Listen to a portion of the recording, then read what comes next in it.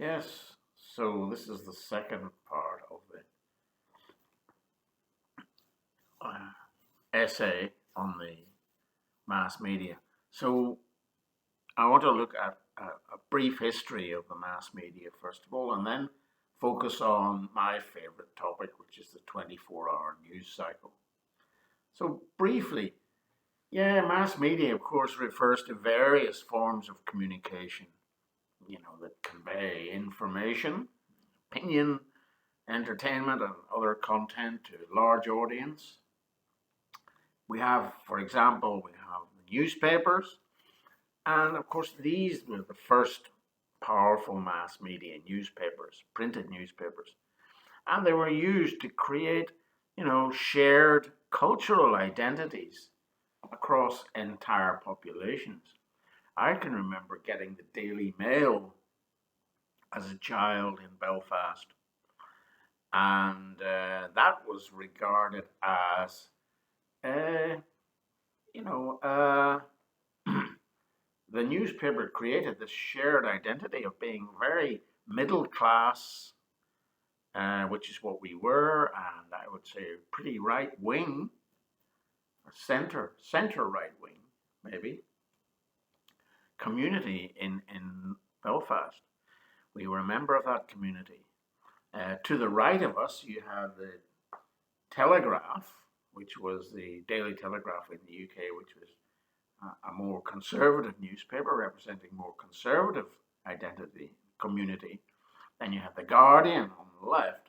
But I was brought up definitely with the Daily Mail and the Daily Express. So newspapers were very much a part of creating that cultural identity.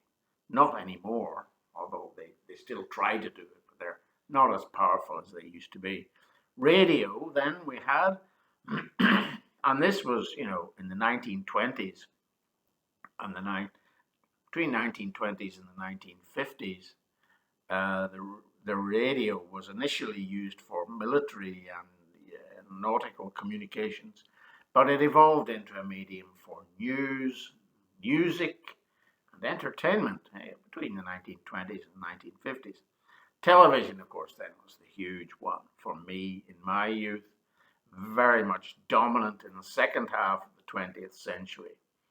And for the first time, we got standardized messages which were able to reach the masses from advertisers. And magazines were part of that, the print media as well, covering diverse topics. Then, of course, we had social media, and they're recent phenomenon. Platforms like Facebook, Twitter, TikTok, Instagram, and this allows individual communication to large audiences. And then we have digital media, some websites, blogs, and online news portals. And then finally, we have the internet, which is basically the World Wide Web, and they have social media platforms on this internet. Basically, the internet has just evolved into a great, giant marketing tool, really. So, if we look at the mass media, the history of it, some of the key drivers that make people click on mass media now, well, curiosity makes us click. We are naturally curious, most human beings. Certainly we are as children, although as adults, many lose that curiosity. Headlines, and thumbnails that pique our curiosity often lead to clicks. And yes, another driver that makes us click is appeal to emotions. Content that evokes strong emotions, such as fear, very big one, perhaps the biggest of all. Happiness, yes. Sadness, anger, or surprise. All of these emotions can be very compelling and compel us to click and read what is offered or listen. Relevance, yes. content is relevant to our interests, of course, our needs or our current situation, we are more likely to click on it. Sensationalism, well, definitely this leads to clicking. Sensational or controversial headlines and images grab our attention, and this generates clicks. We know about clickbait, and this produces money and revenue for the people sending the messages. Fear of missing out, it's even been given an acronym, FOMO, FOMO. People often click on content because they fear missing out on something important or interesting. So visual appeal, yes, now we have high quality images, videos, graphics, make content more visually appealing, and this increases the likelihood of clicks and hence the revenue of the sender. Surprise! Unexpected or surprising content can also be engaging. And overall, it's entertainment value. People often click on content that promises to entertain them. This can be anything from funny videos to interesting stories or engaging quizzes and games and things. Authority. Some people, they'll click on things that they think come from trusted or authoritative sources. The ease of consumption, well, obviously the easier it is to click, such as short videos or infographics, these all tend to perform well. And finally, if the content is personalized to the viewer's preferences and your browsing history, then this can be very effective way of making you click as well and creating money for the sender of the message. And this leads us now to the 24-hour news cycle.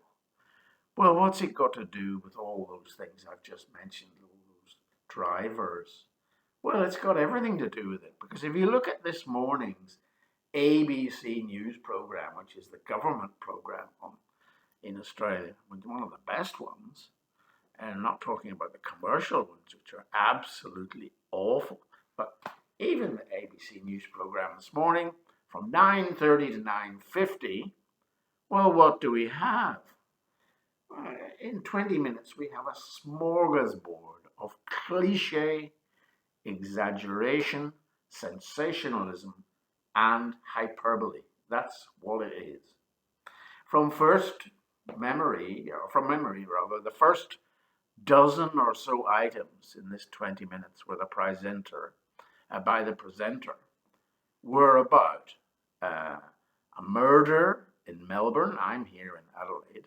A murder in Melbourne, an ongoing court case of a murder in Sydney, a fire in Melbourne, an earthquake in China, the war in Ukraine, an interview with the mother of a child killed in a hit-and-run accident in Sydney, the war in Gaza, floods in Queensland, the rescue of a puppy dog in Perth, the death of a child left inside a hot motor vehicle in Broome in Western Australia. Astonishingly, this last item was followed by a brutal murder in Perth. What thoughtless cognitive dissonance, as the presenter pathetically changes his tone of voice from fake empathy for the child in the hot car who was suffocated to death to fake disgust for the brutal murder in Perth. So what cognitive dissonance? This is not natural at all.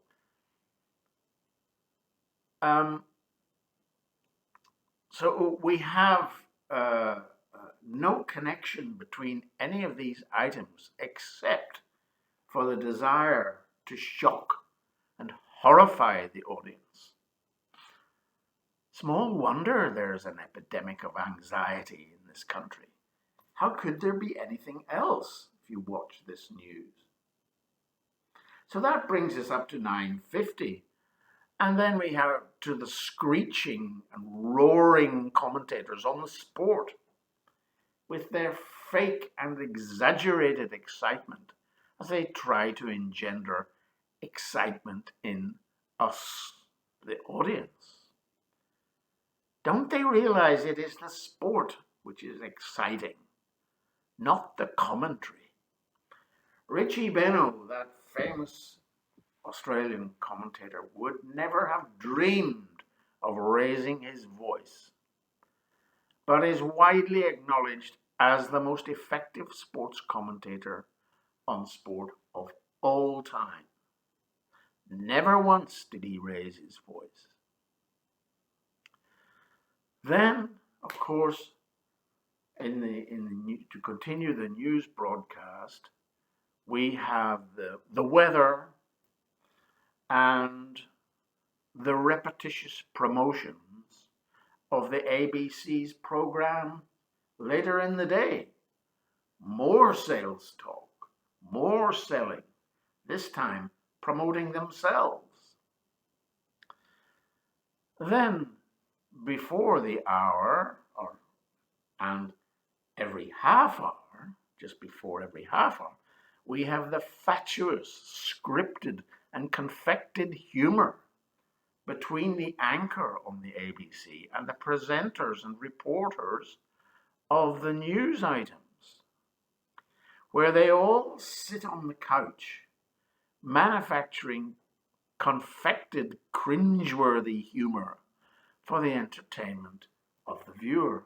Often these ABC celebrity wannabes and hacks spend their time talking about and promoting other celebrities in the Academy Awards or the Oscars ceremonies. This sycophantic cheesiness is excruciating. What a load of rubbish. Don't they realize that the essence of humor is spontaneity? You can't instruct people to be humorous. It's a contradiction in terms. There is no spontaneity at all in these confected sessions of Australian banter. They are fake, the very epitome of insincerity. So who selects these news items? The producer? The program director? The director of the ABC itself? I don't know. It's a secret, I'm sure. But they are the ones with the power. Who decides whether we will see a mass abduction from Nigeria or a murder in Sydney? That person is the powerful one. All the presenters poison the language. They speak so fast. It's not natural. And the commentary is riddled with repetition, redundancy, cliché, and hyperbole. One thing is sure, whatever we see will be news is based on emotional appeal in order to keep the viewer engaged. It's the ratings game. More clicks help us survive. And to hell with the real news. To hell with informing the viewer. It's about clicks, stupid. It will be all based on fear, violence, car crashes, catastrophes, man-made or natural, local or international. It doesn't matter as long as it frightens people or excites them or titillates them in some way. It's entertainment, not news. Celebrity gossip is also a good algorithm with sycophantic fawning on celebrities of all types. It's good for ratings, especially for their fellow media personalities, whoever they may be, and in whatever field. Sycophantic and gushing praise of another sycophantic celebrity will lead to better ratings for the program by reciprocity. Talking to themselves about the latest Tarantino movie, the Academy Awards, and the Oscars is not news for most of us, but it is for the media hacks. And of course, we haven't even mentioned yet the murky world of advertising. The ABC has no ads, thank God. But the commercial news networks all have advertisements as well. Many other programs, including sports programs, are all sponsored by poisonous advertisements. These all have the negative characteristics of the 24 news cycle. Often they are even worse. Nor have we mentioned the nauseating repetition of the same items every 30 minutes. Enough in itself to drive anyone to drink. I know this news is not aimed at me personally. It's aimed at an audience selected by some algorithm. The algorithm is programmed with the knowledge that a new cohort of viewers is targeted every 30 minutes. Well, the reality is that some people watch the news all day because we've been encouraged to do just that by the bloody 24-hour news cycle in the first place. Well, in that case, it's just tough luck. And there's another type of nauseous repetition. The anchor of the news program introduces a segment, and then the reporter on the site of the disaster or the murder or the catastrophe repeats exactly the same information he's been given by the anchor. At least once, if not twice. The assumption must be that the audience is deaf and dumb. The reality is that the reporter has nothing to say because the anchor has already said it. The anchor has stolen his thunder. This inauthenticity of the mass media has led people to distrust language, and I would say to distrust each other. The so-called technologically advanced cultures are rife with this inauthenticity. The result is alienation, or as the French say, anomie. In my opinion, there is a connection with the dwindling desire to have children. We should not be surprised. Furthermore, as a result of these technological advances, messages bombard us on a daily basis. No one knows when someone is telling the truth or someone is lying. When am I being told to do something which somebody else wants me to do? Or just to buy something? When am I being spoken to personally? Or when am I being spoken to as a consumer or as a member of some demographic an algorithm has produced in order to sell me something and make the sender of the message more money? The advanced technological cultures have become the victims of their own success. They have destroyed the authenticity of communication within their own cultures.